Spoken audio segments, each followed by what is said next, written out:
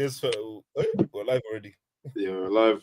Welcome back, guys, to I'm a Pitch Talk. Welcome back to another little episode of our little, I wouldn't even say little, but a little segment here called Take a Touch.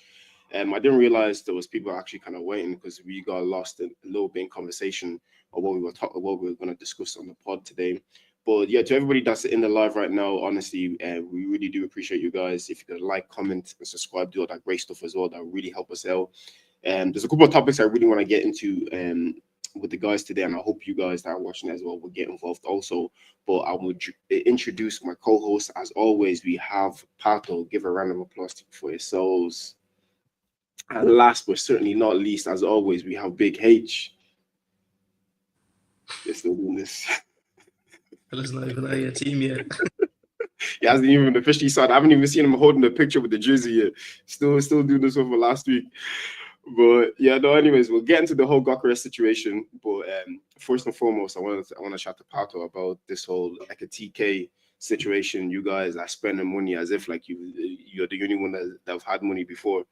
But the fee, I was a little bit confused by it because I thought big Liverpool dropping this type of bread after spending 150 already. So basically, as you can see, we go from Fabrizio Mano. Yeah. And it says the deal in place for a fee over 90 mil. Striker to go from Frankfurt, potentially reaching 95. He signs a 6-year deal, sort of giving them that Chelsea vibe with that death row contract. But apparently, he only wanted Liverpool. Pato, you finally got a striker. First of all, how do you feel about the fee? Because to me, the fee is a bit of a madness. If you really think about it, yeah, the money's not that much because it's the Graham Souness money when he moved to Sampdoria back in 1986 or so. So technically, it's not.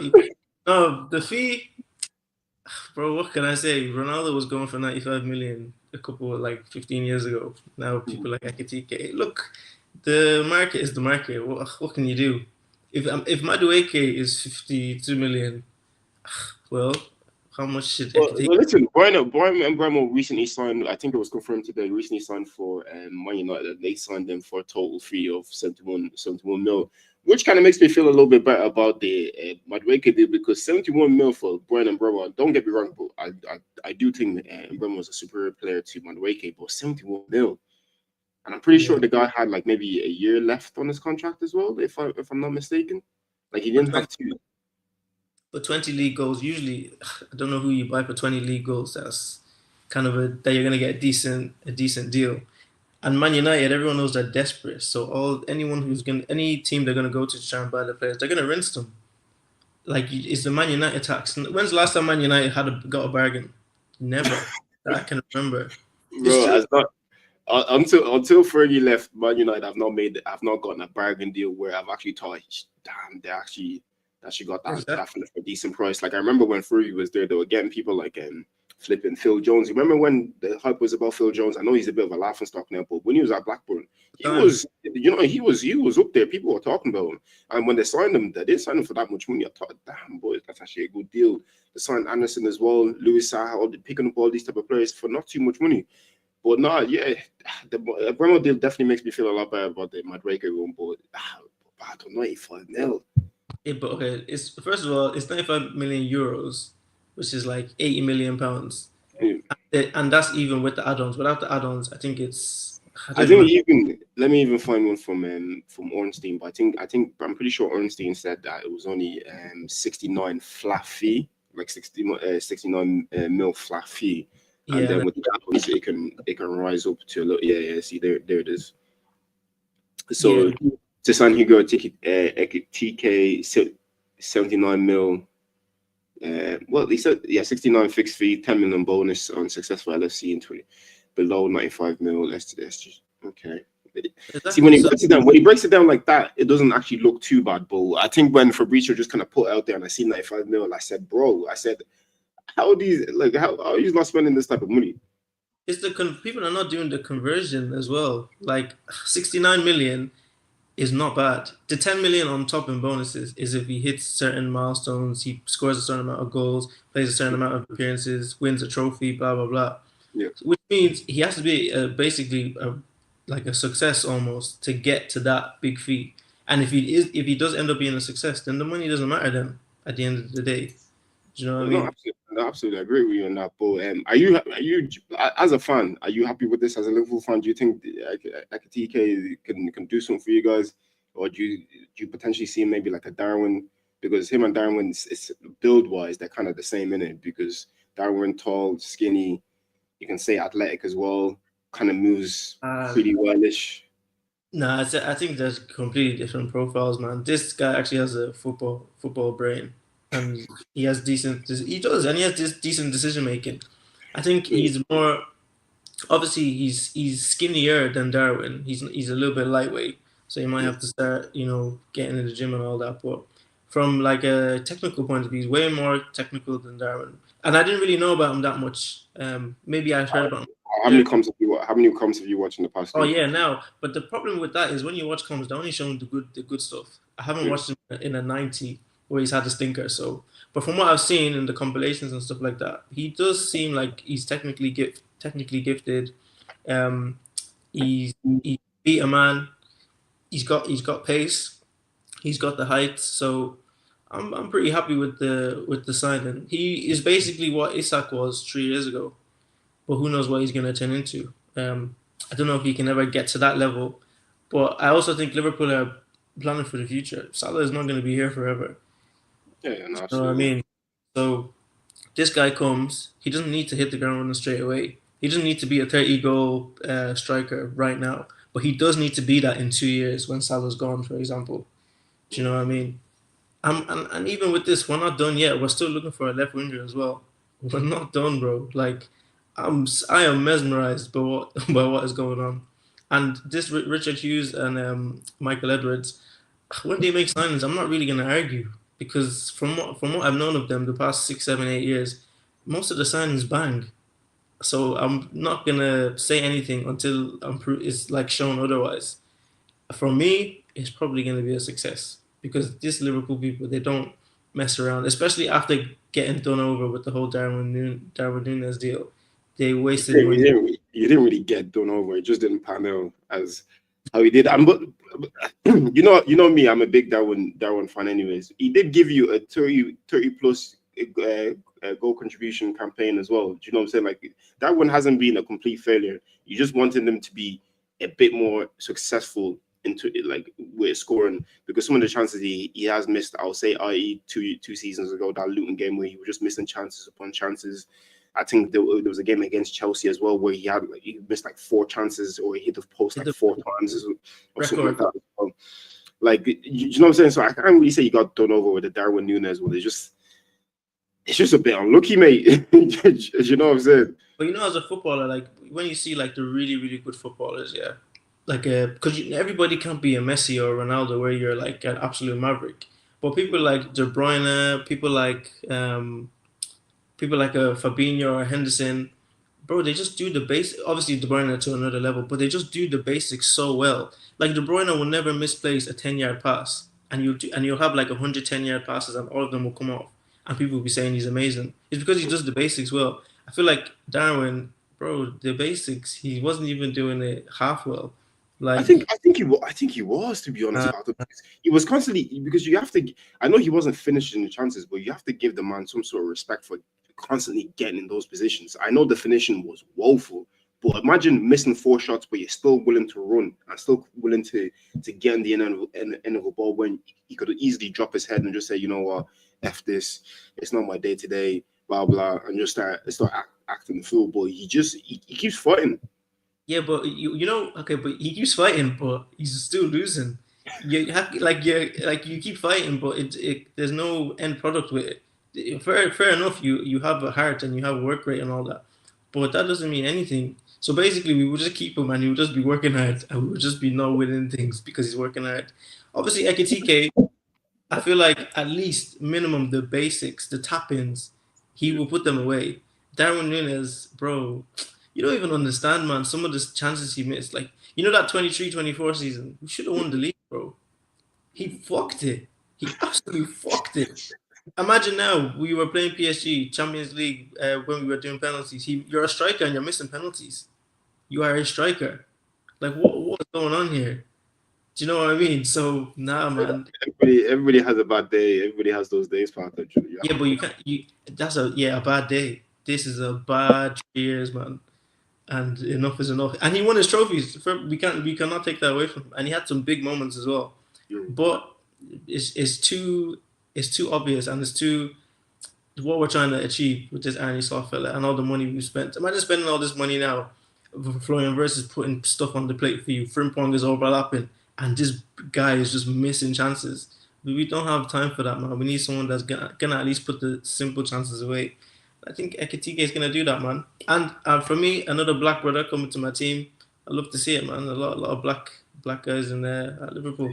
He's very caramel Parker. I wouldn't. You know what I'm Bro, if you're past a certain stage, you're black, man. Bro, he even has a break in the corner as well. Fair enough. H, let me get your thoughts and opinions as a resident Liverpool here. When they grab the striker, big money striker, that puts in total. I seen a graphic earlier today, boys, that Eintracht Frankfurt that sold strikers for a combined fee of £265 million, selling Kolo Muani, obviously Ekitike now, and who else was there? Jovic was there. Who else was in there as well? Can't even think off the top of my head. Can't think off the top of my head, but it was a mad graphic. They know how to sell strikers, anyways. Oh, Marmouche to see as well. I even forgot. But yeah, H, with them making this big move, already signing Florian Wirtz, Jeremy Frimpong is in there as well, and now Gyokeres. They went and go and drop big money on Ekitike. If they get rid of Luis Diaz and Darwin Núñez, they might even go for more. The spender might even reach what they on there, close to 300 M's. It might even reach 500 mil if I'm being honest by the end of this window. Now, I just want to get your opinion on this because obviously when Slot was there, not Slot, when Klopp was there, sorry, the name is so familiar. When Klopp was there, he was saying that how Liverpool couldn't compete with City and they can't spend money like the way City have been spending money. Bruh, they're about to spend City's January transfer fees and the summer transfer fees in one lump sum. In one lump sum, just like this. For me, as a rival, I'm not gonna lie to you. I'm a little bit shook for next season. I'm a little bit shook because it's looking a bit scary, and it will be for us. You can never be shook by these, man, bro. If I'm being totally honest, bro. They went and signed a 6'3" striker, bro. You know how you're watching the comps and volleys, Google. Literally, last week there was a comp that went around of the chances that this brother missed. Bro, you people have just gone and signed Darwin Núñez again. And he was doing that in an easier league, bro. You've just signed a carbon copy of the guy you already have. And he's even skinnier than the guy you already have. This is just terrible. You guys should have taken your money and gone Ishak. Should have been serious about that. That's what you should have done. Newcastle said no. Wissa is still at Brentford. Should have gone and got him. You probably would have got him for the same amount, if not less. Well, I don't know what you guys are doing, bro. And Mbeumo went for 71 M's. The brother scored 20 goals last season. Prem proven. Wissa scored 19. And you went to go and sign Darwin Núñez's stepbrother. What are you doing? What's happening over at Liverpool? Even I was watching you lot's preseason game yesterday. They had Frimpong playing right wing, brother. I saw my man cutting. I thought, oh, she's gonna knock a top bins, bro. The way he blazes this shot, bro. I said, if this is the right back or the right wing, we'll be all right. We'll be all right. I said, bro, all these signings these man are doing, bro. It's like I get it because you're actually filling in the you needed a right back, you needed a left back. You signed one of the best left backs in Prem, and Gyokeres. You signed one of the top right wing backs in Frimpong. You've now signed the best 10 so you're actually signing good quality players. But you guys have now gone and just spoiled the whole party now by selling this guy. There's other strikers, prem-proven strikers you could have got. But you said, let me do a whole package, 90-something million for a 6'3" fake Chris Brown to play striker. Come on. Come on. Come on. This is not what Liverpool needs, bro. Trust in Darwin. Darwin will bring it to the promised land, bro. Trust me. He actually called him a fake Chris Brown. Listen, you have to back your striker. You can't allow that. I'm gonna back him. I can guarantee you, if he's our main striker next season and he starts most games, he will score 15 league goals minimum.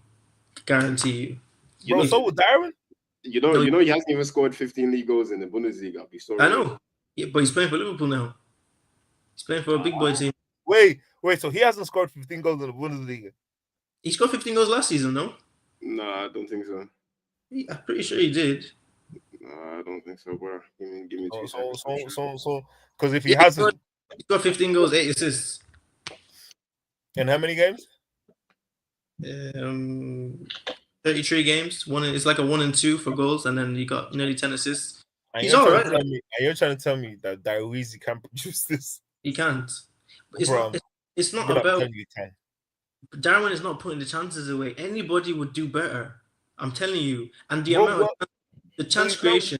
But you've now gone and signed Chris Brown, hoping that he's going to do the 15 you did in Germany. The same way when we were saying about Sesko, but he only did in the Bundesliga and he only ever scored. He never scored more than this. Bro, after I saw that compilation of the misses he missed, I said, bro, these people. I agree with you, but these guys have signed a calamity striker. Like, I mean, they're gonna play the ball into this guy. Yeah, I'm telling you, Tarkowski's gonna take him out.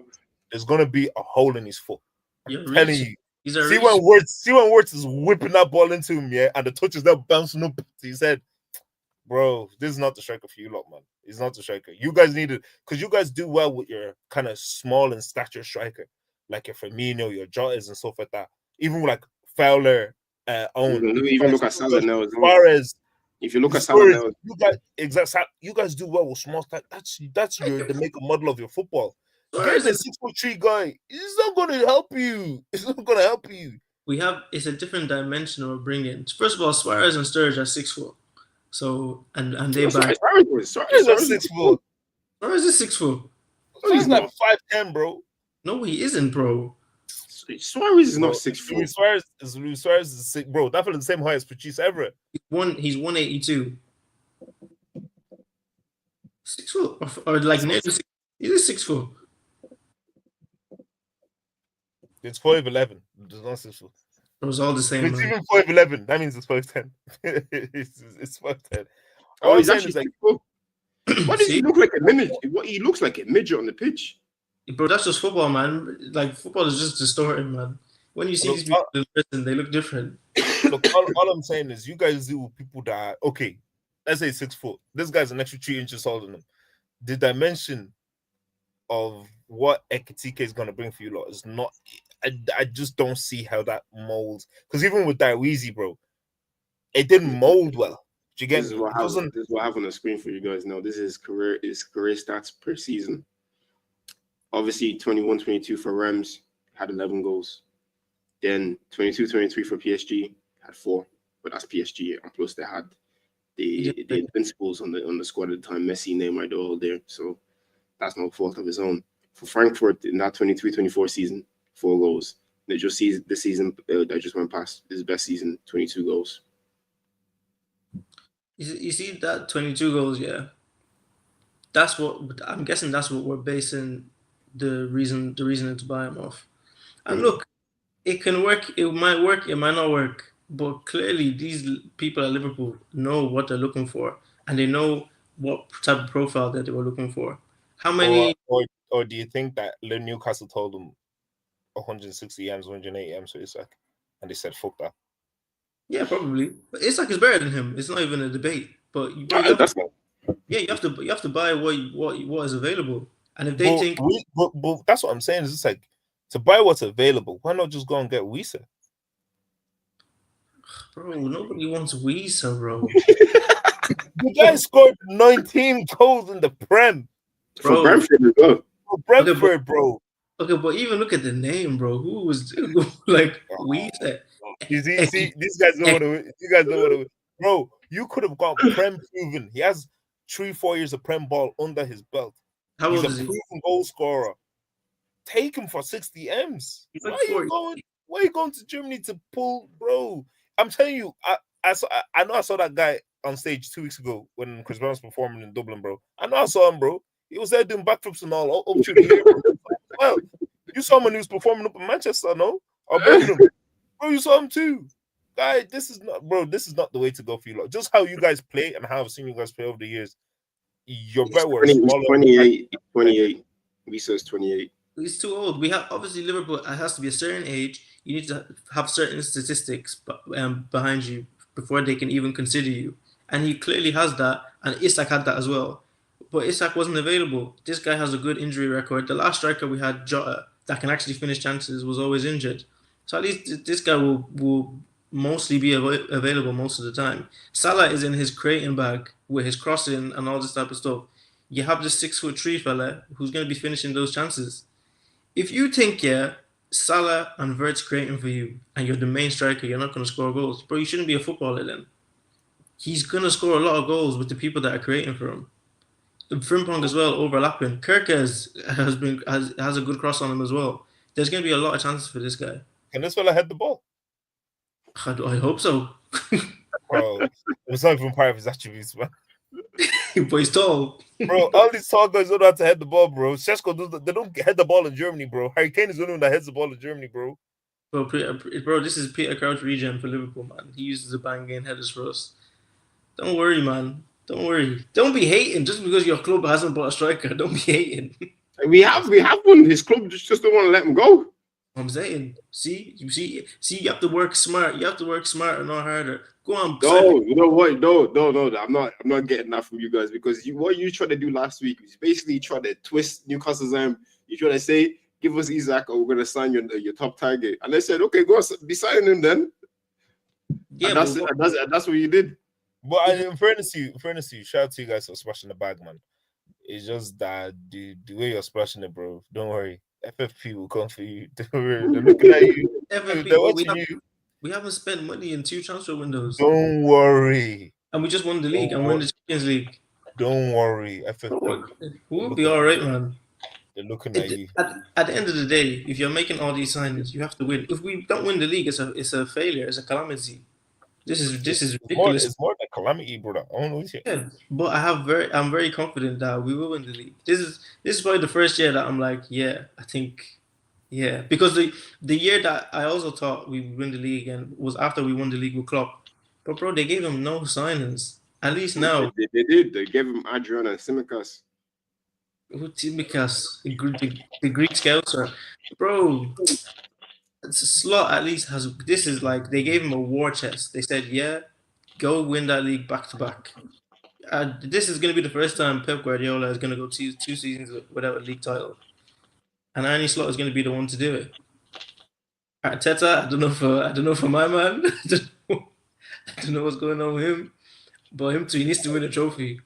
But him too. He was talking spicy earlier once they landed in Singapore because he was saying he was speaking about Gyokeres, but he said something a little bit interesting in the thing in the little interview that I had with him. I'm about to show you now, boys. To screen. Which outlook are you deciding? You know, I cannot comment in any player that is not part of our group yet. And see, no, that little bit where I heard it earlier today, where he says that's not part of our group yet. You know what I'm saying? So listen, let me be delusional for 2 seconds, but to me that deal is basically done. Gyokeres to Arsenal is just a matter of when, not if. Do you know what I'm saying? Yeah, but this important people and the president Varandas have actually went and searched for what his name is. God will punish this guy. God will actually punish this guy because I've read. There's a lot of articles I've read and a lot of posts I've read as well. Some of them bullshit, some of them not as well. But the one consistent is that people have been saying is we agreed this deal like 2 weeks ago, boys. We agreed, everything was signed off. They said, yeah, absolutely not a problem. Berta even flew back to London. He was focusing on other deals. He was trying to get the Nani Madueke done and all this type of stuff. A couple of days later, they said, yeah, we want more money. After you've agreed, shook hands on everything, you call back a couple of days later, you want more money. Arsenal were like, more money. Everything was agreed. What's going on? So they started negotiating again. Talking, they agree again. This time was even closer. They said, we don't like the way the add-ons are. We want this guaranteed money, or if he plays 20 matches, we get 2 mil here. Then he plays 40 matches, we get another mil here. And then if you qualify for a Champions League again, we'll go and get more money. Arsenal said, we're not doing that one. They said, we'll give you these add-ons, and that's what you get. So now it's just been a bunch of back and forth for the past couple of weeks. Apparently, the guy, Gyokeres, is just waiting for Sporting to say, you know what, everything's been agreed. Go and do your medical and go and sign for Arsenal. But that's not being the case yet. But apparently, two times, the deal was at least 95% done until Sporting went and done something stupid and pulled out the deal, or went and reneged on whatever they already agreed on. So, and because I was looking for answers, I was looking for somebody to blame. And as an Arsenal fan, you can never trust Arsenal in the transfer market. So I was prime ready to blame Arsenal Football Club and ready to cuss Ekitike, the board, everybody, saying what the fuck does this Berta guy even do as well. But once I actually sat down and read it, I can't even blame Arsenal Football Club. It's actually Sporting. And then when I've done a bit more digging as well, they're doing the same exact shenanigans with Tottenham when Tottenham was trying to sign Pedro Porro with them. Imagine they agreed some boys, yeah, or the player got given permission to fly the next day to go and do his medical. Then on the day, they just said, "Nah, we want to renegotiate the terms. The player's not going anywhere." So they actually have a history of doing this type of rubbish. You know what I'm saying? And I hope once this deal is over, we never ever go to Portugal to try to sign a player, especially not for Sporting, anyways.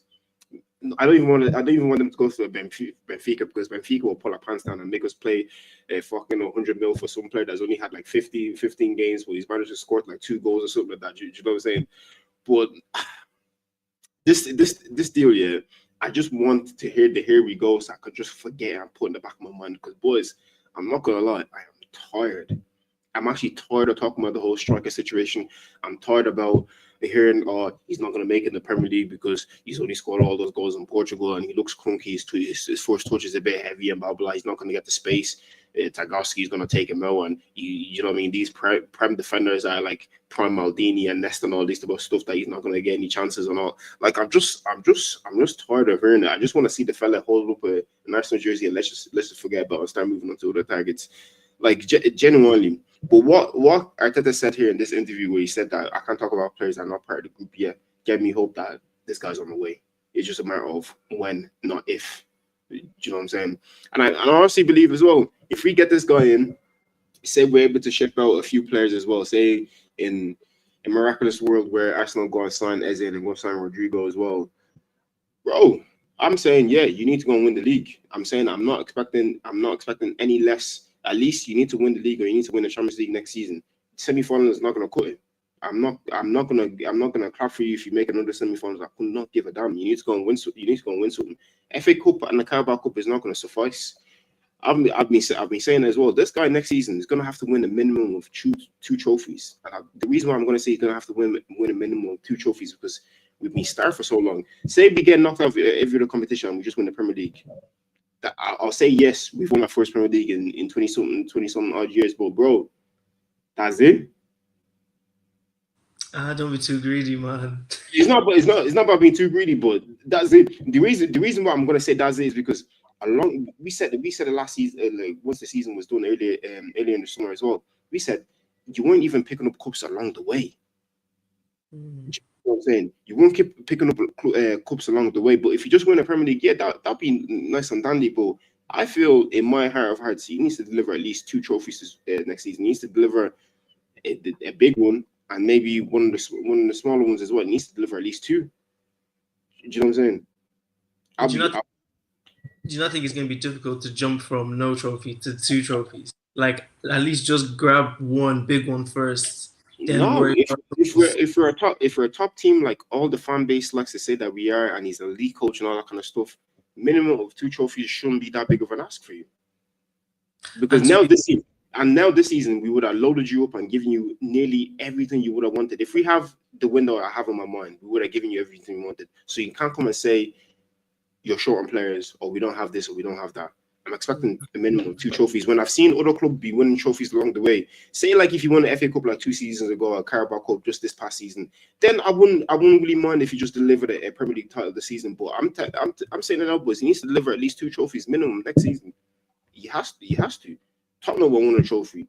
Crystal Palace have won a trophy. West Ham have won a trophy. Do you know what I'm saying? In your tenure, Chelsea have won what, a Champions League and a Club World Cup in there as well. Yeah. A Conference League too as well. If you want to show that in. Man United won a few trophies. Do you know what I'm saying? Man United won 2 trophies within that time. So he's kind of done that to himself where he wasn't even picking up trophies along the way. So that's what I'm saying. Minimum next season, you need to bring 2 trophies. I don't think that's really a big ask for you if you're this generation of a manager and if our squad and our team is that good. Because I was actually having this argument with some guy on TikTok where I was saying the exact same stuff, and I was like, because he was trying to call me a prick for saying that I'm not backing the team and I'm putting too much expectations on the boys. I was like, mate, you literally said 5 years ago that we had, not 5 years ago, but 5 minutes ago, that we have a generational manager and the team is so good. So why can I not expect trophies? Why is that not a minimum requirement? But he's trying to tell me, oh yeah, but look where Arteta took us from. I said, that's nice, but where is he taking us? Because if he's that good of a manager and we're that good of a team, because I said to him, you call us an elite team. What does an elite team do, boys? What do they do? They win stuff. They win stuff. So how can we be an elite team and then not expect our team to win stuff? That doesn't really make sense. But do you think it's is it more difficult to win the Prem now than it was 2 or 3 seasons ago? Yeah, absolutely. Because our window to win the Prem has been in the past 2 or 3 years. We could have, and should have at least grabbed like one. Last season, we didn't do ourselves any favors because of the window that we had in the summer to begin with. Was shocking. They started off pretty well when we were getting linked to Calafiori, and we were hearing all that talk about Nico Williams and all that type of stuff, and then just kept dragging, and we only ended up with Mita Marino, and then Calafiori, and then a few others as well. And then when we were injury plagued to bits as well in January, they didn't come out and do anything. Do you know what I'm saying? To even try salvage anything, they didn't really want it. And then even now as well, I was seeing reports earlier today that apparently KSC, the people that own National Football Club, they like to not operate with financial risk, but I think they asked them to blow the budget up a bit more. And I'm just like, imagine you're saying that the fans should be excited and you're here to win trophies, but then you're not willing to do what requires to win trophies, because you can't penny pinch and try to think you're going to get to the top. Do you know what I'm saying? Like it's not working on football in this day and age. It's just not going to happen. You could have done that back in the day when every other team wasn't as loaded up as they are now. But when you have Sunderland, likes of Sunderland, you know how much money Sunderland have spent since they've gone to back into the Premier League? Like well over 100 M's. Like easily well over 100 M's. Do you know what I'm saying? The likes of Tottenham now, they're able to spend 100. Well, how much they pay for Kudus again was like 60 mil? 55. 55, and then try to sign Morgan Gibbs one the same day as well. So their expenditure in one day would have been 110 mil. Yeah. Do you know what I'm saying? Like the competition, the gap between you and the competition is not that. It's not like this anymore. Back in the days, is a lot like here.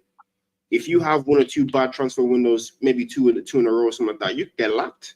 Brighton, now you're looking at Brighton are catching up with you, and you're thinking to yourself, what the hell is going on? You know what I'm saying? So if you're not careful, these owners, man, they do a lot of lip service. They love this PR stuff, and it was even great to see that it was even Arteta that was pushing for them to blow the budget up a little bit, because, bro, I've been saying it for a while. These people are just happy that we're back competing and we're back in the Champions League and they're getting all this revenue again. And then the spirits is good around Arsenal, and these people are not calling for their heads. I say even when we're winning trophies, we should still call for these people's heads, because they don't have a winning like mentality within them. It's just everything is safe. Like that's the one thing. That's one thing I read about Roman Abramovich Chelsea. Even though I hate them at the same time, because the fella did not give a bollocks. He just wanted to win. And that's what you have to do with City. I know with all their charges, I wouldn't wish that on my club or any others, but they done what they had to do to be able to get themselves in a position to be able to win later on. Do you know what I'm saying? And then maybe United did that with some dodgy dealings. Maybe he's paying off some referees as well. Because listen, some of the decisions they used to get back in the day as well is absolutely scandalous. Because I'll say it until the day I die. The way we lost our Invincibles record at Old Trafford, there's no way you can tell me that was not a fix. There's no way. Genuinely no way. But yeah, this Gyokeres deal, I don't know how you feel about it, boys, but I'm just a bit tired about hearing it. I just want the whole thing to be over. I think it's all right, man. Sometimes, transfers just drag and you just have to keep your patience. But when the player comes, he's going to bang, innit? Keep your patience. The selling club don't want to let him go. But we all know he's going to come 100%. It's just that if they drag it that he's not here like a week or two before the start of the season, then basically Sporting have probably cost you like 3 or 4 points. Because the fact that he's going to have to come in, he's not going to have had the full preseason with you guys. He's not going to have learned or got caught up to speed with what Arteta wants from him straight away. That could cost you 3 or 4 points.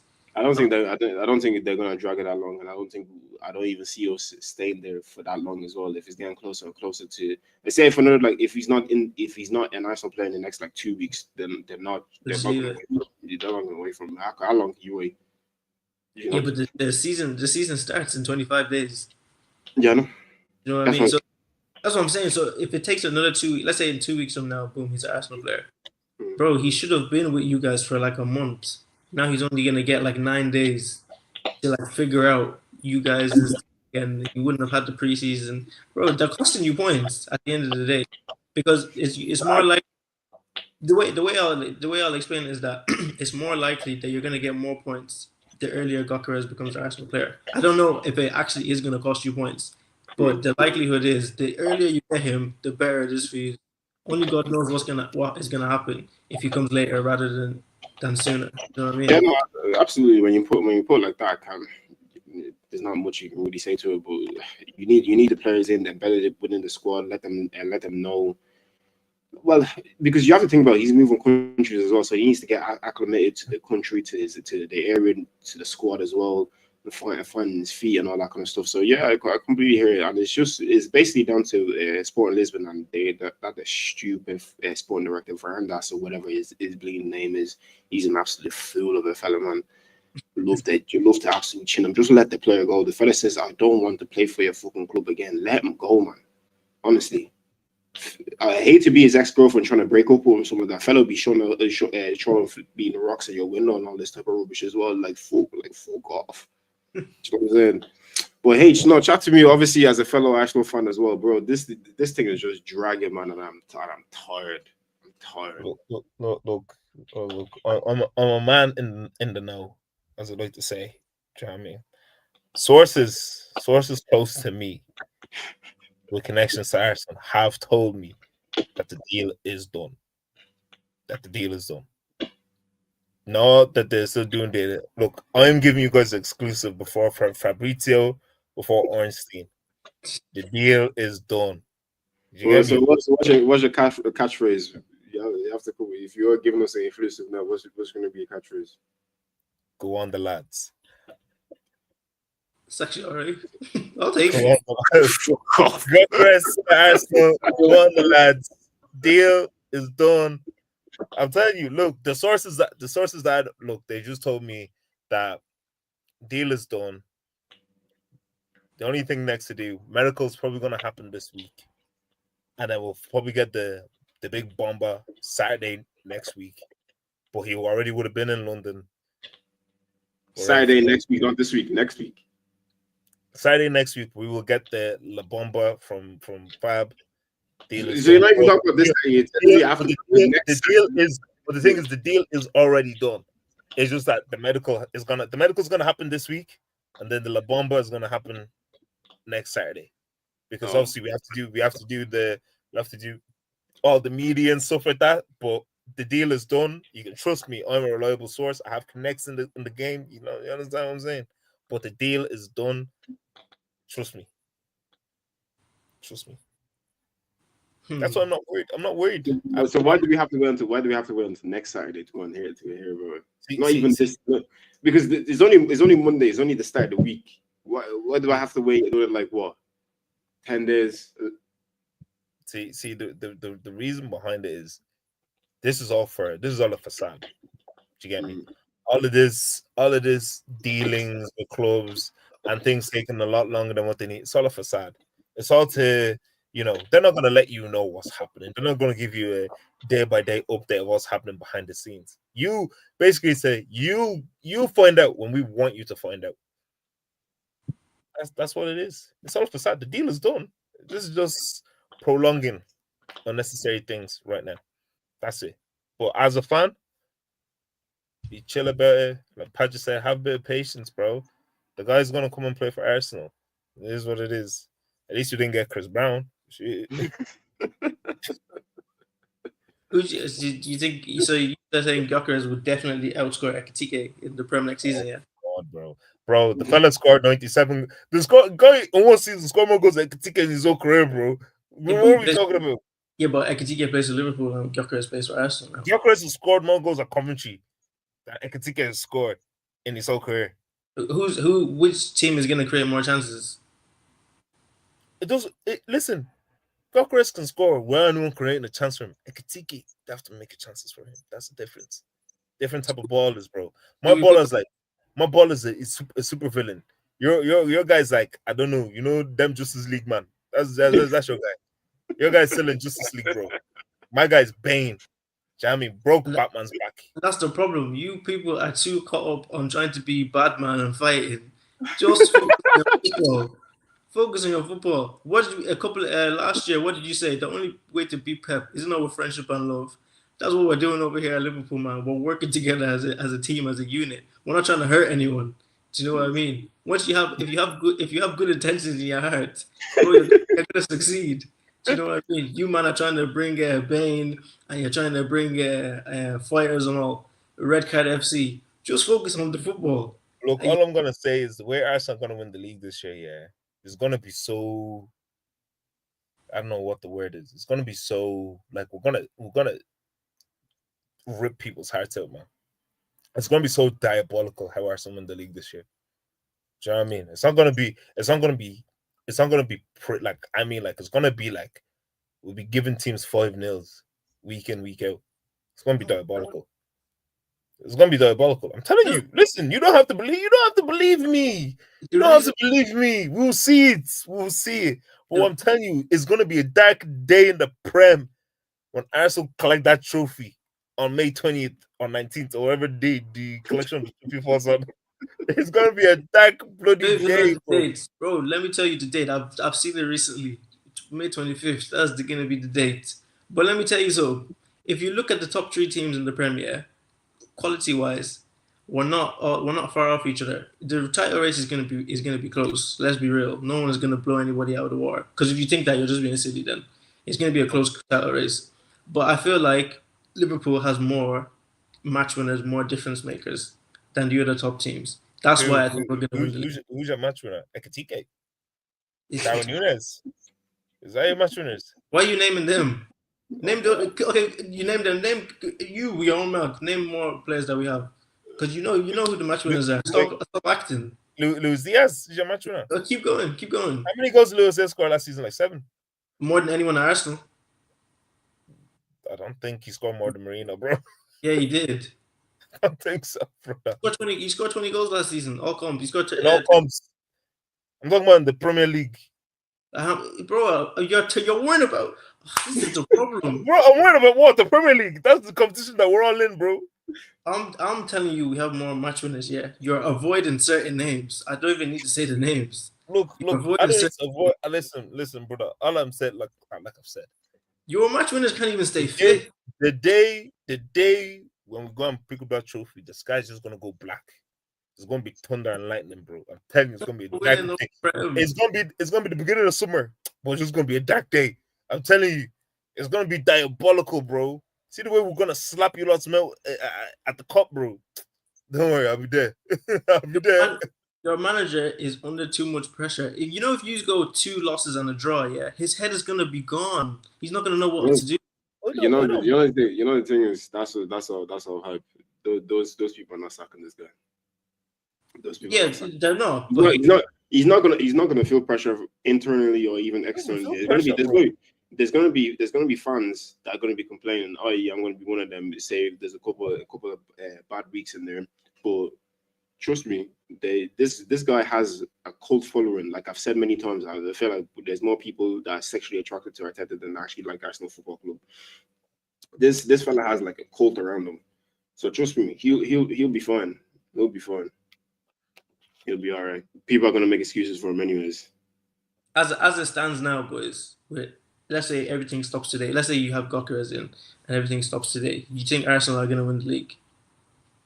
If we get a proper striker in, yeah, I think we do. Because listen, everybody has been saying that for the past 2-3 seasons that we play good football, blah blah. With all this, we're just a striker away. Now we have that striker. I'm not gonna lie. To a certain extent, you're gonna have to be worried. But if we just get the striker, and we don't replace the quality on the left, i.e. Martinelli, get somebody better than him, then it makes the striker bit sliding a little bit redundant because we're still gonna be top heavy on the right side mainly. Mm-hmm. Do you know what I'm saying? Because even though Gyokeres, watching a lot of him, doing a lot of deep dives on the guy, fella likes to drift off to the flanks, especially that left hand side. That's his sweet spot. That's his like low spot. It likes to go in, so he can interchange with Martinelli. But I wouldn't even trust Martinelli enough to even switch positions with Gyokeres to actually do something. I just don't feel like that guy has a footballing brain. Do you know what I'm saying? Like Harrison's been saying for ages, we need to check this guy's passport to see if he's really Brazilian because his last name Martinelli as well sounds a lot more Italian than those Brazilian. Do you know what I'm saying? Yeah. So yeah, if we're able to get Gyokeres in and we're able to get say Rodrigo, but I know you guys are sniffing around Rodrigo as well, especially if Luis Diaz goes. But listen, I'm not even. If we get Rodrigo, I'm happy. If you don't get Rodrigo, I'm not really too pushed. The person I want. Yeah, the person I want that I don't know why nobody's tried with this guy, Rafael Leao. Why is nobody sniffing at him? Why is nobody even looking, bro? He's not going. I think AC have said themselves. Who's the new manager at AC Milan? Is that Max Allegri that used to manage? Yeah, bro. Allegri said he's not going anywhere. I'm telling you, if Liverpool was to put in a bid and test the waters, if Arsenal was to put in a bid and test the waters, his head is spinning. Bro, what they want, they said, well, who was I watching the other day? They were like, what every manager has tried to do that's coming is get the best out of Rafael Leao. And now Allegri that's why Allegri said he's not going anywhere. There's not more money you're gonna give me that's gonna make this guy leave. He said himself, I want Leao here. I'm going to get the best out. He's my project. I'm going to get the best out of him. That's why no one's putting a bid for him. Honestly, you think Barca wouldn't have tried to get him after the Nico Williams deal fell through, bro? Nah, they wouldn't have done that. Barcelona not broke, man. They didn't even pay a loan fee for Marcus Rashford. Those people don't even put Barcelona in mind. Those niggas are broke. They're not able to do shit. Even if they did find the money under the couch to even sign Rafael Leao, how are they gonna register him? They're gonna have to ask Gavi, Pedri, this person to take a wage cut so they can move money around and finally register this guy as well. Do you not remember the whole issue with Dani Olmo as well? The fellow was playing a couple of games and they said, oh yeah, he's not registered anymore, and they weren't sure if he was going to be able to play for the rest of the season. And people were sniffing around him in January. That club is a shambles, man. They couldn't afford Leao even if they wanted to. But I'm telling you now, boys, say any of the big boys were to test the waters, Leao's head is spinning, and Leao has said many times as well that he likes watching Arsenal play. He likes the team. He said though London is a really nice area as well. And listen, that Thierry juice is not running out anytime soon because it was only about a month ago I seen the guy wearing a Thierry jersey and the whole fan base lost their mind thinking, oh yeah, baby, we should sign Leao. But listen, if you can't get Rodrigo and say miraculously Liverpool sell Luis Diaz quickly enough and they get Rodrigo, go test the waters with Rafael Leao. I promise you that kid will kick up a stink to leave AC Milan because AC Milan is dead. Is dead. The Serie is dead. You think the AC Milan is not going to be able to match the wages we could give Leao? Definitely wouldn't. If the bid isn't in now, man, bro, to try and sign that guy from a club that doesn't want to sell, bro. Is the manager that says that doesn't want to sell? But if you put the money in front of those Italians, you could. But that money, that's big money. That's big money. That's like 110 million, bro. No, that's not you. Big money. No, They're no, like 80. no, They no. won't. But that's the thing. They know. Okay, we're gonna sell him, bro. These people are signing, flipping, Mbeumo for 70 million. Bro, they're gonna chuck an extra 30 million, 40 million on top No, of that they, guy, they bro. wouldn't because at least no, because at least with Bremo, you can talk about the season he just had. It's not like Rafael Leao just put up numbers or something like that. Do you know what I'm saying? Like, But this is the thing. Okay, Rodrigo's what, 80 million pounds? Mhm. Bro, they themselves, AC Milan themselves, believe Leao's better than Rodrigo, bro. They will tell you it's 100 million. They can tell me all they want. I'll tell you Rodrigo has 2 Champions League. What does Leo have? They'll tell That's you the he has reason. to That's the bro. reason why he fetched 80 mil. I said they can tell me all they want, but they won't be. They're not getting anything over 100 mil. They're not even gonna get anything over 90 mil. I tell you that. It's one of those. They're a top team, and top teams are not gonna let the best player go. Like, Bro, on an they finished like 7th in Serie A last season. They're shit. 8, but they're still a top team. That's the thing. They're still Not a really. top team. Not really. They AC Milan are. for the past couple, other than the season they won the Scudetto, I think that was like 2020. They've been dead. But AC Milan is still AC Milan. You know, AC Milan's on the stock market, bro. They have shares. It's a business.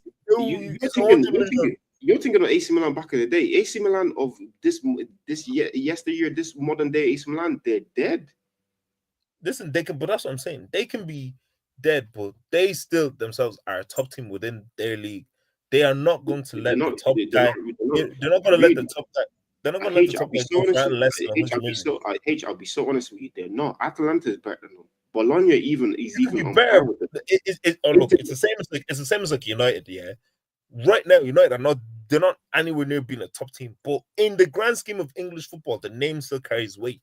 That's the point. So AC Milan themselves, their name still carries weight out on them streets. So they are not going to let the top guy go for less than 100 million. I'll be so honest with you. Their name, the AC Milan name and brand has not been holding up weight for the past 20 years. I'll be real with you. But that's like United. But that's the thing. They haven't been doing a whole lot of winning. They were in financial rooms. Like I told you, other than the year that they won the Scudetto, these people have not been on anything. Not really. Look, well, from what I know, bro, they're not letting that guy go for less than 100 M's. Yeah, that's all. That's not 80 M's is not tickling them, bro. Just on Leao, yeah. I've seen he's so he had a release clause in his contract for 175 million euro. Mm-hmm. But it expired on the 15th of July. Mm-hmm. So from the 15th, which was a couple of days ago, mm-hmm. then now you can do any type of bid that you want. So maybe that's the reason nobody had gone in for him up until now. Mm-hmm. So let's see. Bro, the window is gonna close and nobody's gonna go in for him, bro, because they already know the money you pay, bro. It's not worth it. It's not gonna be worth it. I'm telling you, bring Leao to the look. We can bring They're not gonna get 100 mil. That 175 was just to scare people off because he was really gonna. No, it's 100. Obviously, it's a release clause. It's to scare people away. But I'm just telling you from what I know anyway. That guy's not going for less than 100 million, bro. He's not. They won't let him go. They won't let him go for less than 100 million. You have to put 100 M's on the table. Not even euro, pound. No, I don't believe so. If they can let a player like Tijani Reinders, that's somebody that I would even say outperformed Leao to a certain degree last season for AC Milan. They let him go to see for 42 million pounds flat fee. With them, we'll add-ons as well. Took it to about like 55. Trust me, those, like I told you, it's not only AC Milan, it's that whole Serie A league as well. They don't make no money. They don't get revenue like that. Like Brighton can roll into AC Milan and really take the best player if they really wanted to. And that's just being real with it. That Serie A league does not make money like that. He's got 3 years left contract as well. Mm-hmm. So that probably plays into why the price would be a little bit higher. Maybe in a year or two, people are going for him. But I wouldn't say no. Even if somebody was to move for him, I don't see anybody paying over 100 M's. I think AC Milan have to curb whatever expectations that they have. Because as a good player that Leao is, he's not like he's been lighting up trees in the Serie A that you were like, damn, this guy goes to games ratio is crazy, or there was crazy performance in the Champions League. You were like, oh, did you see that AC Milan game and you see what Rafael Leao did? They're just talking about hypothetical talent that he could reach. We already know he's a talent now. You know what I'm saying? But what they're gonna try to sell you on is height that he could reach and the player that he could potentially become. Do you know what I'm saying? People they're saying Yeah, that that's they're saying that AC Milan have priced him at around 130 million euro or 109 million pounds, but that you that they would be willing to negotiate for a lower fee, around maybe 85 euro. You see, they know themselves they're not going to get 100 M's for him. 85 million euros legit.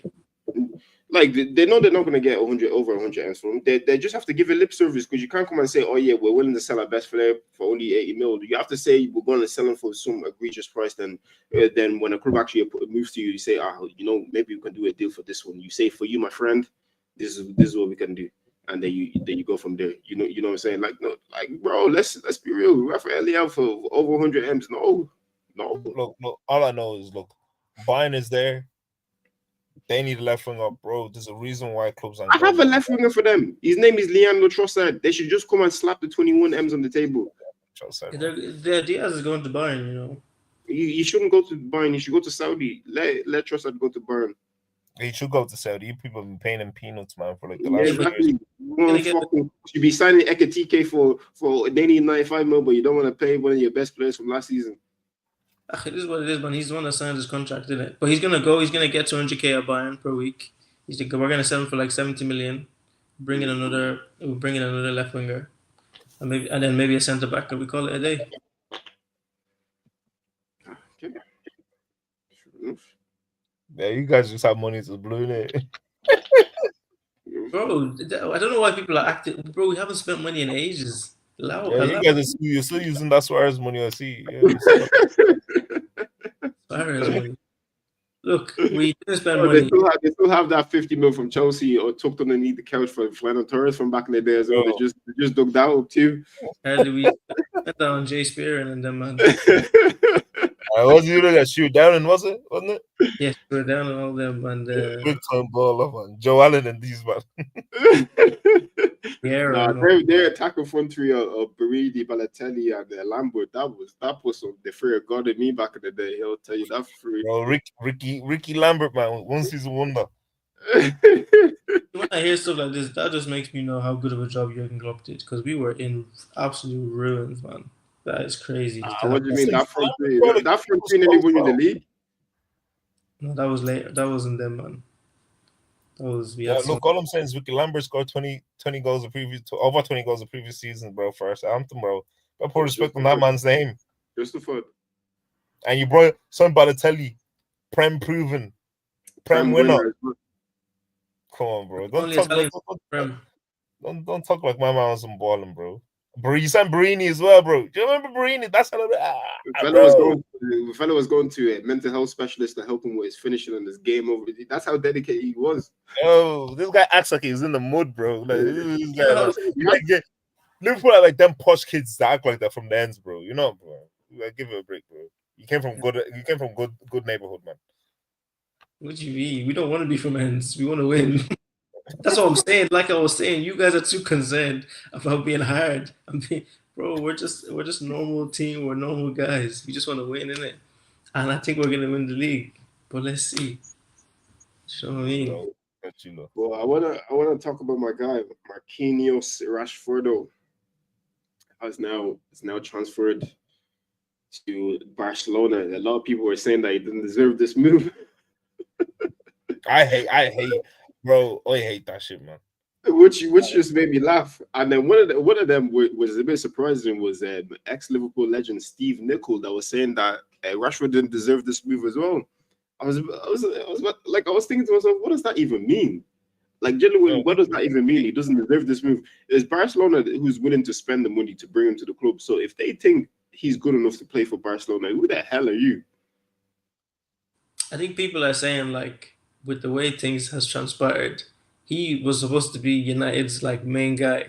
Now United is just in absolute tatters, shambles, and now he's just jetting off to Barca, probably going to win the league next season. Like, look how life works out for some people, while other people are suffering.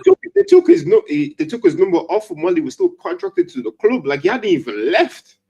They took his number off him. Yeah, true. Do you know what I'm saying?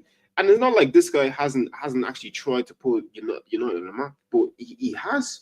you can say obviously some of his in-game performances where he's not tracking back and he's, you know what I mean, they're passing the ball around him, he's not really trying to close anybody down and that kind of stuff, which I completely hear. But he's tried his best. Like, United is a toxic place. Like, even one of the greatest of all time, Ronaldo, said as well, bro, when I left and I've just come back, why is everything still the same? From 2008. What? And then the minute Ronaldo said that, they started getting onto this guy's back as well. They started trying to make him look like the villain. Like, do you know what I'm saying? Like, it's one of them. You're in a job, yeah. You're excited to be there. It's your dream job. Say it's your dream job. You're now given a heart and soul, but you start noticing that nobody else is really working as hard as you, and nobody else really cares. Things are falling apart, and nothing's being done about it. Why would you care? After a while, genuinely, why would you care? And then now people like, what was it, Teddy Sheringham that was coming out as well, saying that Rashford doesn't deserve and all this type of stuff that are talking about back in his day. Mate, just say you don't like him. Just call him a nigger. How about that? Well, because this man trying to tell me Andrews Christensen deserves to be at Barcelona. Just call him a black one, Dave, because that's the words you really want to use. Just call him a black one. Just call him that. Just get off your chest. Just get off your chest. When Eric Dyer went to Bayern, they didn't say he didn't deserve it. Do you know what I'm saying? Yeah, it's true. There probably is. There probably obviously there's some racial undertones in there, which I genuinely don't like as well, because then other people are saying that he's gone a bit too arrogant. Look at the way he goes on holidays and he's been wearing the chains and all that kind of stuff, brother. He's worked hard for that. What, it's his fault now? He likes a couple of chains, or he likes a couple of fast cars. Why are you pocket watching another man? Bro, yeah. My man makes £215,000 a week. You think if I made 250, would have been worse, bro? I would have came in a blinged out Rolls Royce, man. All the cars just covered with diamonds, bro. You crazy, bro? I don't understand people's logic. Like, oh, you're being too. What do you want him to be? What do you actually want a guy that came from? What do you want him to be? You know what they want? They want every black player to be N'Golo Kante. Bro. That's just what they want. They want everyone to drive a Mini Cooper and just be soft-spoken and be saying his match day. That's all they want. That's all they want. But obviously, like these type of guys that are young, they're rich, they're not outspoken, but like they like to express themselves. Yeah, confident. They like to express themselves in different ways. They like fashion. They like chains. They like what they like, and I feel like everyone is entitled to like what they like. There's a few white footballers that used to do cocaine back in the day. I won't say any names. But is it not true? A lot of them English legends from that it was the 96 euros or 94 euros. A lot of them were doing cocaine, bro. Maradona, the greatest of all time, was doing cocaine. I rarely hear about that. That's all I'm saying. Jack Grealish is there being a drunkard. Look, if it was Grealish, they'd say, "Oh, it's a great opportunity for him to revitalize his career and all this." Yeah, bro, it's like to say someone doesn't deserve a move. Marcus Rashford, bro. I've always said United need to get rid of Rashford and all these men, because they're the spearhead of what's going on inside that club. But to say he doesn't deserve it, the guy has kicked professional ball from the age of 18. He's 27 now. 9 years worth of football he's played. The guy has shown you time and time again that he bangs goals. He's going to Barcelona. He's not even going there to start. He's going there to be backup for Rafinha. That's it. But you're telling me he doesn't deserve it? How can, bro? I remember when Adebayo went to Real Madrid, bro, from Tottenham. And he's playing alongside Ronaldo, and they're telling me Rashford doesn't deserve it, bro. This is purely stemmed in just pure hatred, bro. This is actually, they just hate. He's the scapegoat when anything goes wrong, and you know it. They don't look at anybody else. So is Marcus Rashford. So is this Rashford guy, bro. And even to interject quickly, H, on that one, I think it was during just this past season. I think it was an international break. He didn't get picked for England, obviously, but him and Casemiro went to an NBA game, and Marcus Rashford was there, and it's changed. You know, being himself, expressing himself. They said, "Oh, why is Marcus Rashford on holiday? Why is he not training?" But Casemiro was there, Luke Shaw was there, a couple of other guys was there, but they only focused on Marcus Rashford for some strange reason, and it was all over Sky Sports, and even people were even calling them and saying like, "Bro, Casemiro was there, all these other guys was there, but why is it only Marcus?"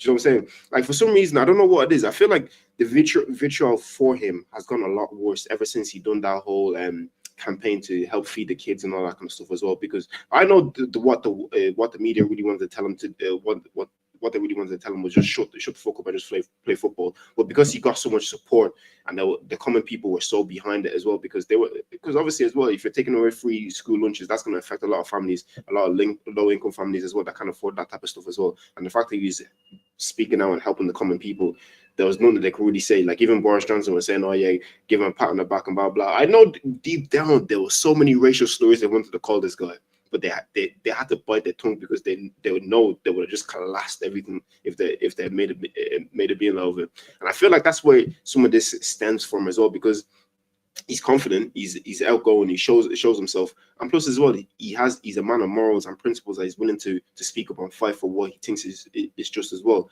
which is another thing that these people don't like.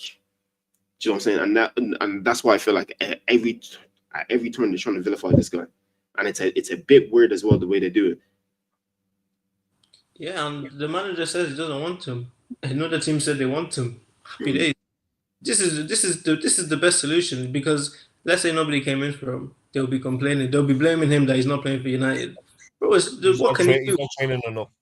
The manager said that I would rather play. What did he say? He would rather play play his goalkeeping coach.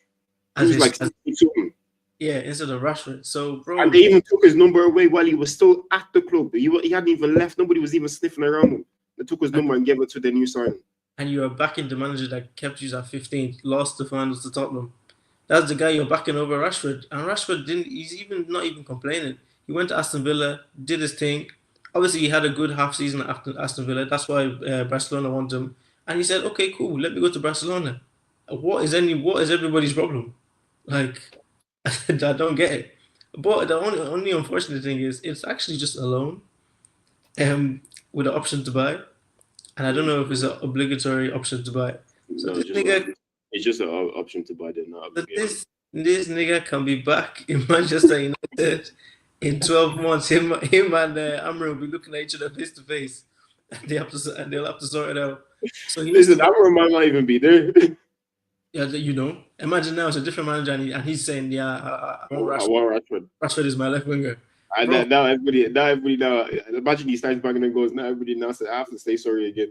Do you know what I mean? Bro, football is a funny thing, man. It's actually a funny thing. He really needs to be a success for Barcelona to actually buy him. Because for Barcelona to buy him, they need to call who they need to call to move the money around the accounts.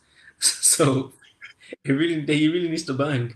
But I don't know how he's gonna bang if he's not gonna be a starter. So see, Barcelona play a lot of games as well. There's gonna be a lot of opportunities in Champions Leagues, couple of their arrays, all the stuff. Yeah. So you get his opportunity to play, but the one thing for Marcus to do is once you get those opportunities, broski, you have to play as if like you're on the back on the council estate, that you're fighting for those school meals again. You know what I'm saying? Because if you don't put yourself in the shop window enough, that okay, say Barcelona can't even afford to sign you, but somebody else. Do you know what I'm saying? Exactly. You need to put yourself out there, and then even with United as well, it just honestly was just disgraceful the way they took the number off when the fella hadn't even left yet. But then he'd be the dickhead if he came out and said some bad stuff about the club that's been happening for the past couple of seasons. Do you know what I'm saying? It's just like, with this whole football loyalty stuff, it kind of goes both ways. You know what I'm saying? The club is loyal to you when you're service to them, and then they'll just throw you aside when no use to them at all. They'll just throw you out as if you're just another piece of trash, with a piece of gum in their shoe. They don't give a crap. So that's why I don't really blame these players sometimes where they run out of contracts and they go and fetch the bigger fee and do all that type of stuff. But even with Marcus moving to La Liga, I'm not gonna lie, Trent has to be very, very careful next season, because bro, it's going to be a long season for him at right back with some of these Spanish wingers already, and then his familiar foe and Marcus Rashford coming to the league as well. Very good. That's his own problem. Do you know what I'm saying? Like it's gonna be long. It's going to be long. Shebi, you wanted to go to Spain and be in Magista. Someone said that the Madrid fan said, "I swear we should just convert this guy into a midfielder." Yeah. Bro, how can they be saying it's preseason B How could they be saying him? He actually had a good Club World Cup though. Let's keep it a book. He actually He played did. well. Yeah. He did. Yeah. Doesn't mean you should move into midfield. Yeah, that's what I'm saying. Like he should stay at right back. I Try think him. it's gonna be a right wing back. Alonso lose wing backs, man. It's gonna be a right wing back, bro, that can cross, bro. Deep crosses. Then where's Vinny and Mbappe gonna play? Bro, Listen, one of them needs to drop down to the bench, man. That squad is too top heavy. the squad doesn't even make sense, man. You're right back and defend, and you have 2 left wingers. Bro, they have to play at the same time. You know what the thing is? I'll probably say Alonso will probably bench. He'd bench Mbappe. The fellow wouldn't give rats. He'd bench Mbappe. But he's not benching none of them. But that's what I'm saying. I think he's used the preseason to be like, okay, clearly see what you guys aren't doing. I'm going to give you the opportunity to do when the thing gets serious. If we don't do it, I think he'd bench Mbappe. Because Vinny is the crown jewel of that Real Madrid team. He's not. I don't think he'd bench Vinny. I think if he bench Vinny, it's going to be uproar. But them Madrid, they don't really care too tough about Mbappe like that. He won't bench any of them. I'm telling you, there's no way you're gonna bench Vinicius Jr. or Mbappe. No, I think he definitely benches Mbappe. If Mbappe doesn't do it, he definitely benches Mbappe. I'm telling you, he will not bench him. He can't. How are you gonna be putting Mbappe on the bench? What did he come here for? Bro, he probably even has it in his clause that he needs to play a certain amount of games and all this type of bullshit. But that's the thing though, it's just like if you're not like, okay, you're here, yeah. You let's say you score me 30 goals in the league, right? Bro, you win the Pichichi or whatever it is, yeah. But there's no La Liga, there's no Champions League again. Bro, the fans are gonna start baying for, and those Madrid fans, bro, they don't care who you are. They don't care, bro. I remember they used to boo Ronaldo, bro. That man, they don't care, bro. You have to perform. Like, yeah, scoring goals is wonderful, but see if you are not bringing. If I can watch the game and you're scoring goals, but you are not helping the team click, or you're not just the man that's just taking the ball and say, I'm gonna do it myself like Ronaldo did. Bro, start with flying the white scarves, bro. Bro, your time is done. They'll take it to the slaughterhouse, bro. That's how they work over in them sides. They don't care too tough. But you think either of them are going to change in the near future? Because I don't see them. I cannot see Mbappe ever running back. Definitely not. No, do you know what? I think Vinny out of the two of them would be the one to track back. Definitely not Mbappe. Yeah, but like many people have said, both views cannot be Ronaldo. Somebody has to be Benzema. But the thing is, it has to be Mbappe. Mbappe has to be because if I was Vinny, I'll be looking at Xabi Alonso in the eye and telling boss, you're interested. You've come here, you've won league titles, you've won Champions League. Me too. I've come here. Was at the Castilla, worked my way up. Even Benzema was telling me that I was playing against him. He was telling Mendy not to pass the ball to me. I overcome all that type of rubbish, all the racism, Atletico, and all these other stadiums at Valencia. I overcame him. I've helped the club win two La Ligas, 2 Champions Leagues, 2 Club World Cups, Copa del Rey, all this type of stuff. You see this flipping ninja looking nigga? Tell his ass to track back. I ain't doing all that. If I was doing, that's what I'll be telling Xabi. Tell that guy to be tracking back. I ain't doing all that. I said I've done more for this club than he has. Tell him to track back. And then Mbappe is gonna say, and then when Alonso tells Mbappe, look, I used to be tracking back. Vinny is the star of the show. Mbappe is gonna ring Florentino Perez on WhatsApp and say, bro, this is not what you promised me when I was. And then, you know what Florentino should say? You see the way you shagged me that year, you signed a new contract with PSG. Welcome.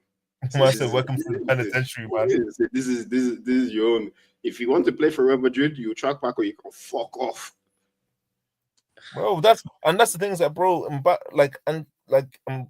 Mbappe, man. What's the guy's name, bro? Alonso's the type. He's the type to bench you if you don't do what he does, bro. He'll bench you if he sees a striker, bro. If you are not like we've all seen it where it's just like a striker will score a goal, but that if he doesn't score, just a useless somebody.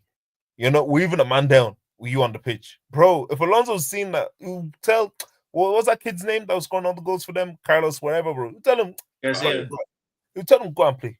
You tell him, bro. And Mbappe, and we'll see it. Mbappe will throw the gloves, be speaking baguette language, bro. Yeah, but he'll have a tantrum. And then guess what? That kid will then score, bro. And then the conversation now is, what did they do with Mbappe? Bro, I'm telling you, yeah, what year is it? 2025. Mbappe leaves Real Madrid by 2027. I'm telling But you. he can't. He literally, where is he gonna go? I am telling. Listen, He should have just came Arsenal, to be honest with you, but he should have just came Arsenal.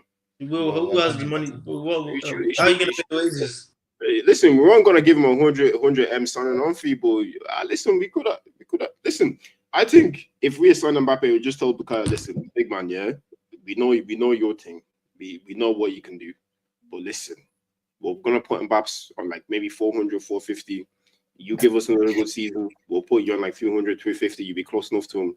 And if we win the league, don't worry, on the next contract we got you, we'll sort you out with someone on the little back end or something like that. You know what I'm saying? And I'm pretty sure Bukayo, good boy, reasonable boy, likes to read his Bible. We say, okay, no problem, because he knows the type of player. Because after playing with Martinelli for the past couple of seasons, bro, he'll just say, you know what, just do your thing. And that's the thing, like, you have to have reasonable footballers that are good on your team. See, Bukayo is a reasonable guy. You can tell him, listen, Mbappe is the star, man. Bukayo say, there's no problem, sir. But you see, you have Vinicius and Mbappe, bro. That and given what Vinicius has already done for Real Madrid, nah, he's not having it. Bro, I wouldn't have it either. I wouldn't have it either. I'd be fuming. I won 2 bro. I'm the reason we even won 2 Champions Leagues. But you're telling me I could have won a Ballon d'Or as well if it wasn't for flipping Rodri, the bleeding tick. I could have had a Ballon d'Or as well. Bro, I'm telling you that Vinny's not guys, what's good, my guy? All I'm saying is Vinny's the one that has all the accolades to showcase that he should be the one that doesn't need to track back. Mbappe doesn't have them. Look, I don't have the answers. I don't know what magic Alonso's gonna do. I hope it doesn't work out for him, and I hope they don't know how to sort it out. I hope Vinny and Mbappe never track back. Wait. Tell me for a second. Why don't you want it to work out for him? Not for him specifically, but I have a lot of qualms with Real Madrid, bro. You know my thing about Real Madrid. They've been. Oh God, what they've done to me in my life.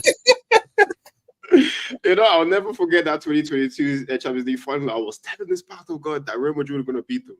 I was so having it. He was not having it, bro. I called him after the final. He said he was out on a walk. He said his head was hot. I was just laughing. Bro, but someone said who's better, Yamal or Vinny?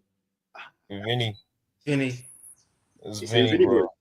It's Vinny, bro. The only reason Yamal is more talented, but Yamal, he doesn't have the experience.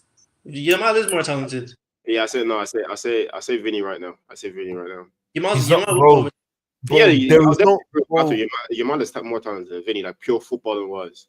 Boys.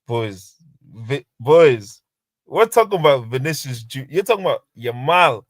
Maybe you can say Yamal is more talented than Vinny at the current age that Yamal is at. If you were to compare them, yeah, I'd hear that. But if you're talking about talent, bro, I've watched this guy carry a team to 2 Champions Leagues, boys. It's not, bro. Bro, I wouldn't say 2 Champions League. I say one of them because that's bro. Benzema won the Ballon d'Or that season for a reason. Wait. You know those games that Benzema got that enabled him to go and get the Ballon d'Or, yeah, bro. The assist came from who? Rodrigo. It was not the Chelsea. It was Vinny as well, bro. And then even when Benzema left, he took it himself, bro. When he was chopping up City and bro, it was Vinny, bro. Bro, 2 of them Champions Leagues are his, bro. This guy said right now, Yamal, move, man, bro. Go and ask me who man Putsu and Guy, man. Give me Vinny, Joe. What do you mean, Yamal, bro? The reason I can't say Yamal is they were winning against them. And you're literally 1 minute away from going to the final. And he took that shit. Bro, then they just chaos ball over. You literally got your team knocked out, bro. Just keep the ball. I'm not gonna lie. You hit the post. Your mom moves me. I love video and everything, but your mom moves me. When I watch this kid play football, man, I say, oh my God. Yeah, but you do the same. You do the same for Vinny, bro. We've seen when it's not the same. Oh my God, it's not the same. Oh my God, it's on recency bias, man. Are we trying to act like when it's the Champions League quarterfinals, semi-finals, when it's crunch time and he's cooking, like, not even, bro, you remember what Henry was even doing on CBS? He's like, bro, I see he's cooking. Bro, when he be cooking niggas, I'm not even on the shimmy body, he's cooking niggas. Bro, Nah, but Yamal cooks, yeah. But Yamal's like a sous chef. He's still learning his craft. Vinny is the head chef, 3 Michelin star. Bro, Do you he's know what I like one mean? of those drunk head chefs. Sometimes he can show up and whip up a good meal. Other times as well, he can make you something that you say, "What the fuck is this?" Do you know what I'm saying? I get you. Vinny can definitely cook, but I feel like, bro, Yamal, the way he cooks, this guy, it's like he doesn't give a rat's ass who you are. I know he got shut down Spain versus Portugal in that UEFA's League Nations League final, but bro, on a regular thing, this some of the stuff that I've seen this kid do just this past season as well. I said I actually hate him. I genuinely hate him. How am I like nearly 10 years older than this guy? And this guy is moving in ways that I could never in my life. I will tear my MCL, my ACL, my LCL all at the same time. Do you know what I'm saying? And that's No, not look, even to glaze him too much, but the talent level on this kid is different. look, I will say Vinicius is better than him right now, but bro, this guy is different. If he can just chill out with the dwarf parties and all that kind of stuff, that's all I ask. Just focus on bro, the football. he's the, You the know, fella's not African, man. You know those are Africans, bro. This guy has by the age of 27, bro, washed. But you know, Yamal, the thing about Yamal is he can run a game. He doesn't have to like it's similar to the Messi Ronaldo thing. He can run the game. The playmaking, the assists, it's not all about scoring for him. Bro, so Vinny can can game. Vinny. I watched him run games on his ones. bro. But listen, Jamal at 16 and that what was it that Euros semi-final against France? I'm pretty sure, bro. Yeah. But he lost that game. He nutmegged Rabiot, the guy that was chatting shit against him. Nutmegged him, banged it right in front of his face. Bro. Set up a goal for Nico Williams, his mate as well. And I swear he even scored in the final too. Or my Yeah. boy. No, he assisted in the final. It was Nico Williams Yeah, and he Carvajal. he assisted in the final. The kid is different, bro. Yeah, for what he's doing at his boys, I'm not even disagreeing with you. It's not even I agree. I agree. For what he's doing at his age, bro. Like Rooney's probably the only guy that's above him. Like for his age from 16 to like maybe like 18. Rooney's probably the only guy. Rooney's probably the only guy that I would say is even above him for what they're doing at his age.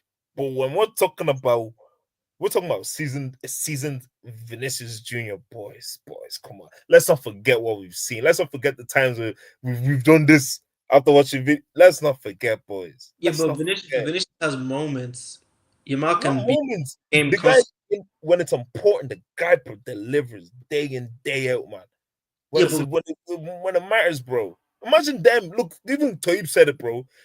I came here from Brazil. They sent me to Castilla. I went play. I was playing Benzema. Benzema said, "Don't pass the ball to me." He's playing against us.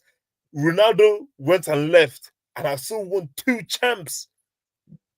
This is a different type of baller, boys. Come on, boys. Don't let the recency catch us. No, we're saying Vinicius is better than him right now, but Yamal is more talented. He has more weapons in his arsenal. He's got more guns, man. He can do you with the Travella. Can Vinicius do Travella? Come on, yes, you can. Like, come on, let's be go on. Bro, this is what respect this thing. He's 5-time skill moves on FIFA, man. Come on, respect bro, this. this is what I mean. Like, this is we're not even trying to say, oh, Rodrigo, bro. We're talking about the real Brazilian, not the Indian Brazilian. We're talking about the real Brazilian, bro. They don't even say Rodrigo's the Indian Brazilian. They said the guy's from Bangladesh, man. Oh my. No, that guy is straight, bro. Anyway, let me not say no. I guess it's cancelled. But yeah, look, all I'm saying is, yeah, I think Yamal is great, unbelievable for his age bracket, but he's not the best I've seen in that 16 to 18-year bracket. He's not. In my opinion, he's not. For me, he is. He's not. I've seen Wayne Rooney. I know what Wayne Rooney has done. A hat-trick in the champs debut. Don't talk to the bro. Niggas don't rate Rooney like that, bro. Don't talk to him like he's a sideman, bro. That's fair. I was even talking about that guy. Remember that Wayne Rooney Street Striker show that he had back in the day? Bro. Rooney is what you call just raw. That's like baby Thanos, bro. Do you see the way he crashed Arsenal, bro? That guy was moving gully when he was. It was crazy, bro. You see when the ref was talking to him, he said, "Shut up, man!" And just slapped the ball. And I went to top, bro. Yamal is cold, but Rooney 16 to 8. Bro, remember that Nike gave him, bro? I remember Nike gave him golden boots for the Euros, bro. They said this is the golden boy, bro. Bro, don't play with Rooney's name like that, bro. That's the best. That's really probably England's greatest ever player, bro. But Don't for play this, with my man like that, You bro. won't put Alan Shearer in there, no? What? respect Alan Shearer, by the way. Alan Shearer, We're talking about football. Do you think Alan Shearer's a better footballer than Wayne Rooney? no, of course not. Bro, Shearer But don't don't even laugh come at him, close, though. bro. He No, don't come close, I only said that to piss him off. Did you not see his face? He said, Bro. what? bro. Yeah, but Listen, I always say, if from my Premier League all-time 11, bro, Wayne Rooney will always be the striker, bro. There is no scenario where I'll never put Wayne Rooney in my own. That guy, what I've witnessed with my own eyes. Listen, I don't talk passionately. What, you put Rooney over Drogba? Move, man. do you ever see that meme? Can you move? Bro, listen, I don't talk. You guys have never seen like I don't talk passionately about my ups players, bro. But see Wayne Rooney, that guy's a special place in my heart, man. What I have seen that guy do, yeah, bro. Certain people, God just blesses them to play ball, man. And he's in that bracket, bro. But if you're saying 16 to 19-year-olds, Michael Owen's up there as well, and he can look at Wayne Rooney in the eyes. But guess what? Rooney's knees still fucking work, brother. No, Bro. That's what I mean. It's everything, bro. This is what I mean about God blesses people to kick the ball, bro. You see, Michael Owen, yeah, unbelievable, bro. Won the Ballon d'Or. Was he 18? Was he? I think he won the Ballon d'Or at like 21. Oh, was he? Yeah. Baby, look. But all I know is, see when Rooney, no long-term injuries, just straight chaos, bro. Just straight goals, straight assists, bro. And even to the point when he dropped, because I remember, yeah, when United had the tablecloth jersey, Fergie told him to play midfield, bro. Fellow was moving like fucking Steven Gerrard, bro. This is what I mean. You could put that guy right back, and he's still dropping 8 out of 10 performance, bro. He's not a regular footballer. He's not regular. I've seen football in my life, guys. I've seen it. I've seen people they talk about. When Rooney is their top 5 ballers, period. I've seen it, bro. There's niggas that won Ballon d'Ors, bro. Understand, I get it. But what I've witnessed with Wayne Rooney, bro, you don't score a hat-trick on your Champions League debut, bro. You don't do that, bro. Yeah, it is mad, to be honest. Messi never did it. Ronaldo never did it. Lamine Yamal never did it. Theo Walcott never did it. Bro. Walcott. And listen, he went to the World Cup at 16. Don't be giggling, boys. Yeah, that's why England didn't win. They're making stupid decisions like that. Bro, look, I don't talk passionately about footballers, bro. Bar like Ronaldinho, bro. Rooney, yeah, bro. That guy was something special, man. That guy was something special, bro. And he even took a backseat to let Ronaldo and Berbatov and these men shine, and you're still getting 15, 18 goals a season. Bro, don't chat about Rooney, man. That's a real all-timer, bro. They need to give that guy a statue today, bro. Today. Look how I'm even talking, bro. I don't even fucking know it, bro. But they need to give that guy a statue. To be honest, they really do. He's the all-time top goal scorer as well. Bro, do you not remember that? You remember that Boise he scored, bro? They put that one off. That was the cover video of FIFA. That was on the news, bro. Me and my mates in primary school. You know how many times we try to recreate that goal alone, bro? And it's not like you know how many times my head smacked on the ground that season. 16 to 18-year-olds. Fabregas is up there as well. No. He's up, bro. He was bossing it with the Arsenal Invincibles, playing with men. Yeah, but his talent wasn't as like undeniable as say like a Rudy, like even like a Yamal even now. You know what I'm saying? Like he was a good baller, but like those were just kind of different the way they kind of stepped on the scene. You know what I'm saying? Well, Fabregas, he was kind of embedded in the squad over time. You could see his quality. But he didn't like just take over that midfield like straight away. Yeah. See, the thing with Fab was that because I call him Fab because I know my man. Do you hear me? The thing with Fab was that Fab was one of those youth players where it's just like, bro, this guy is a baller, yeah. So I have to actually bring him into the first team and embed him, like Toyib said, into the first team. See Rooney, bro. I remember you had no choice. You'd be stupid if you didn't play him. I think it was Duncan Ferguson, someone that used to play at Everton was like, they're like, the guy came in at 15 and he was playing with grown men, bullying grown men off the ball, just at 15. At 15, it's only because of the law, the rules, that he couldn't play, make his debut at 15. Because if you, bro, the guy would have balled. This is what I mean, bro. I'm telling you, to this day, I've not seen anyone. That's 16, bro. I've never seen it, bro. I've never seen it. I would still take Yamal personally, just because of the way I like football. Go and take him. Go and take him. See when they send off one of my guys and I can pull Rooney right back, and he's still locking up Yamal or left back, and he's locking up Yamal. You see me there. Don't worry. It's just a different tool set. Like Yamal's the way Yamal plays football is more entertaining in my opinion. Rooney's is more like, oh my god, how is this like little boy moving like a man? But Yamal, he still looks like a kid. We still know he's a kid, but he's just so. He was cooking people with braces on. He's got braces. Like he's a scrawny guy, but he's just so. Imagine getting cooked by a 16-year-old and you see him small and he still has braces. You want to fucking elbow him. You know what I mean? Imagine a cook by you that just lost his baby teeth, man. Rooney was balling niggas, just lost his baby teeth, bro. Yeah, but at least, if you don't know Rooney and you see him, you be like, oh, that fella's 28, man. Yeah, he bodied me, fair enough. At least you don't know straight off the bat. With Yamal, you're looking at this kid and you know he's a child. You know what I mean? Yamal, look, the way Yamal's moving, bro, he's gonna go down as an all-timer. The way he's moving right now, yeah, bro. I know there's no Africans, man. Bro, I'm telling you, 27. Bro, this fella's gonna be the favelas with Adriano, bro. Adriano was a baller, man. That 99 shot power on Pez. Oh, well, Pez 06, man. That game bro, fella used to wrap the ball 99 shot per, bro. Pew, pew, bro. It's just a shame. Even with him, I watched a documentary about him like last year. It was just because his dad died, and he said that his dad meant everything to him. So once his dad died, he just didn't have passion to play football anymore. And she said, which is fair. But we were robbed of an all-timer, man. That guy was different. He was stocky as well, and he was quick. Bro, that shot power as well. The minute that ball left his right boot, just move out of the way. Just forget about it. Just forget. Try and block that ball. You're gonna block away your life. Bro, it was you and God that day, man. Hey, would you say Brazil has produced the best footballers? No, hands down.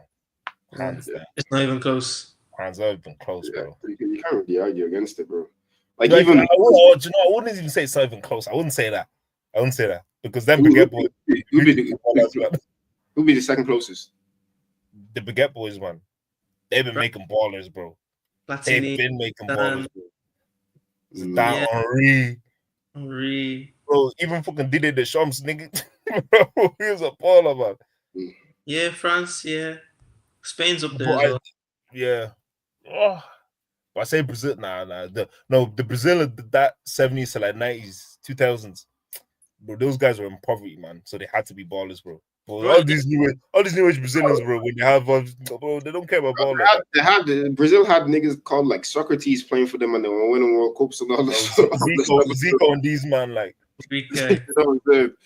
So like even if people around like my dad's age, if I ask them about Brazilian ballers, they'll tell me some names I've never heard of in my life. But if I go Google them, these people have scored like 700 goals in like 300 games or so.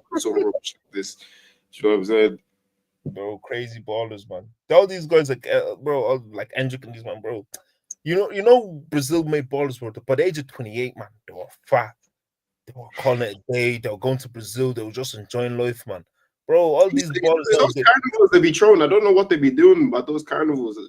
Maybe we should go there. If this thing blows, we should go there and just investigate what they bro, religiously Neymar every single year was going to carnival every single year around like what, February, March time. Every single year, religiously around that time, you knew he was going to be injured. It's just his birthday, innit? So that's what the streets were saying. I love me sister now, but listen, when there's money on the line, you think I'm taking time off? No. The money's not even on the line, bro. His weekly pay. The money's coming in. That's where football's at, man. These niggas don't care, man. These Brazilians that were trying to have long careers, bro. Bro, look at your ancestors, bro. They were doing this thing for 10 years max. Hey, bro, listen. From 17, 18 to 28, bro. Max. That's it. Man, I'm trying to play to like the 33 and that, bro. What are you doing? Most of them are getting married young now. Like look at Hendrick, even Savinho from City. He just got married recently. I saw that guy's only like 22 or something like that. You know what I'm saying? So they're trying to break away from the stereotype. They're trying to have long lasting careers. They're not going to be like, not trying to be like, you know, Ronaldo, Rivaldo, where they're L on the strip and they're getting this person pregnant and that person pregnant. That you've seen them in the newspaper drunk like this. You know what I mean? They're trying to clean up the image a little bit. So you kind of just have to let them land. But that's the Legends star pack, though. You can't be an all-time from Brazil if you're not doing Higi Haga, bro. Do you know what I mean? You have to do Higi Haga if you want to be an all-timer, bro. Remember when Nike gave them that Jungle Bonito ad, bro? Why did they give it to Spain? Why did they give it to Germany? Because they knew where it goes down. They knew it was in that Brazil dressing room. They knew it goes down there, bro. Nah, niggas don't care about that shit no more, man. It's sad, bro. That's why we don't enjoy football no more, man. Bro, people don't care. They care about the careers too much. That's the problem.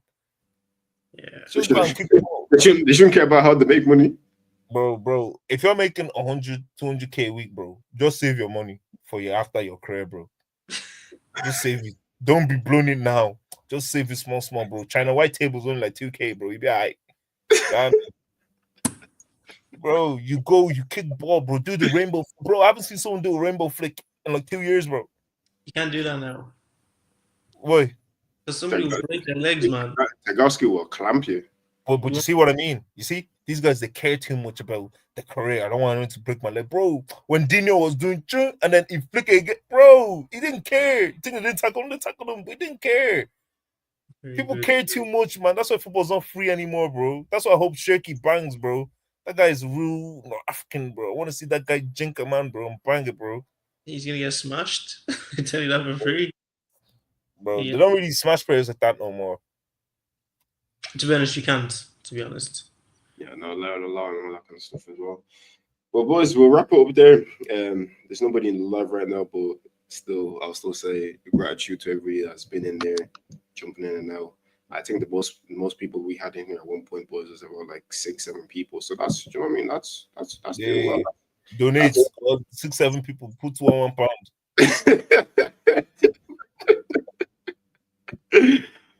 that's the most we had tonight. So we still appreciate it nonetheless. But yeah, we'll leave it there and we'll reconvene next week. Hopefully by then Victor Gyokeres will be an Arsenal player and we can stop talking about Arsenal looking for a striker. We'll have to wait and see what other tricks Liverpool have up their sleeves as well, because I don't see these people being finished or nearly done with what they're trying to do. Hopefully they don't prosper. That's just the hair in me anyways. And then I hope my guy Marcus Rashford tears it up in La Liga as well, because I need all these white pundits that me on his back, on his case, just to eat dust as well. But yeah, no, I appreciate everybody that's been alive, whether you jumped in or you jumped out or you were here for a little bit. We appreciate it nonetheless. If you could do us a massive favor and just like, comment, subscribe. Well, can't comment now because I'm about to jump off. But if you can like the live, you can even subscribe as well, so we can catch you in the next one. We can have a conversation as well. So we appreciate y'all. Have a good night. God bless. And yeah, just basically take care of yourselves, guys. We'll see you on the next.